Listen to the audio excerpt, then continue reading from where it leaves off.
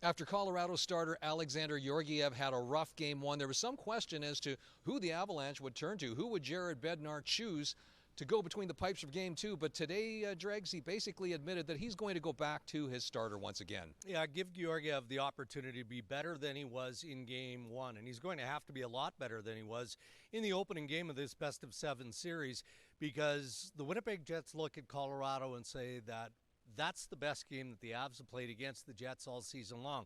Can Colorado up front defensively follow it up in game two? And I think that they can, given their level of experience. But to win the game and even the series, they're going to need better goaltending. But from Jared Bednar's perspective, what option does he have, right? He has to go back to the experience of Georgiev because Justus Annunen isn't healthy enough. He's still sick.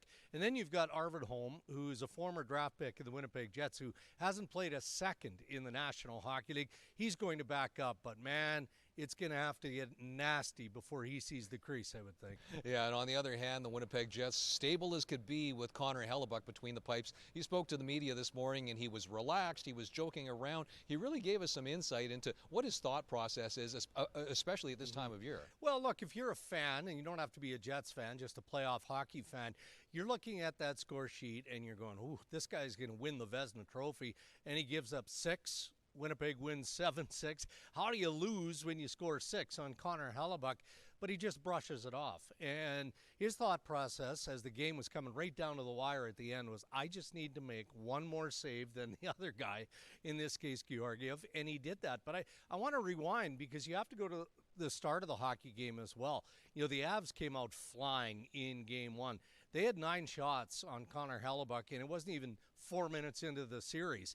So he kept them in the hockey game. It could have been 2-0 very, very early. He said it was one of the sweatier games that he's played his entire career. Well, that's because the Avs added an extra 2.5 minutes of ozone time, and Winnipeg isn't used to that because we know, John, that the Jets are very, very structured. So that'll get cleaned up, and Connor Hellebuyck maybe won't be as tested as much in game two. When you talk about the extra ozone time that the Jets had to contend with, that certainly is part of the adjustments that they're going to bring into the fray for game two. Can you just expand on some of the, well, I guess the finer points that Rick Bowness talked about, what they need to do better in game two? Well, quicker decisions, move the puck faster to allow the support to get engaged quicker as well. And what that does is clean up some of the turnovers.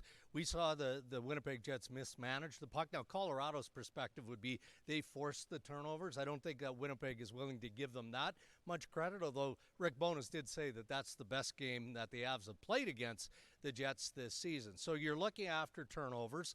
You're trying to stop the Avalanche from the easy entries into the zone, which they had way too many of, which created the volume of shots. So it's just more structure that I would look for from Winnipeg's standpoint in game two. Well, one constant will be that it'll be another packed house here at Canada Life Centre, a sellout, a whiteout, and you know what, even today, players, coaches, they were still talking about the atmosphere that was just absolutely electric in Winnipeg. Yeah, isn't that what playoff hockey is all about? I mean, even us crusty old media types can enjoy the atmosphere inside the building, outside the building. But I thought it was interesting to get the perspective of Jared Bednar. You know what you're going to get from Rick Bowness. He's the hometown coach. Of course, he's going to gush over the fan base and how much fun it was inside of this building. But Bednar took us back into the bubble during the COVID days. You know, they're playing playoff hockey there. There's no fans in the building. You go, boy, look at the comparison here. And he talked about how they were laughing on the bench prior to the start of the game last night going into game one because it was, I said it last night post-game, it was vibrating inside Canada Life Centre. But both teams can feed off that, right? Like Winnipeg was a bit nervous. The players admit that going into game one. Well, they've settled in now, but Nathan McKinnon and the Avs can also feed off the energy here as well. So game two is going to be a beauty. Yeah, you certainly saw that in game one when they got the opening goal, but then the Jets, the crowd really didn't have a chance to get out of the game because Josh Morrissey struck very quickly after that. The Jets are going to have to come out with a stronger start in game two. But Rick Bowness said that they are not going to contemplate any lineup changes. One update on Morgan Barron out with the lower body injury. He'll be out for at least another week because he has yet to resume skating.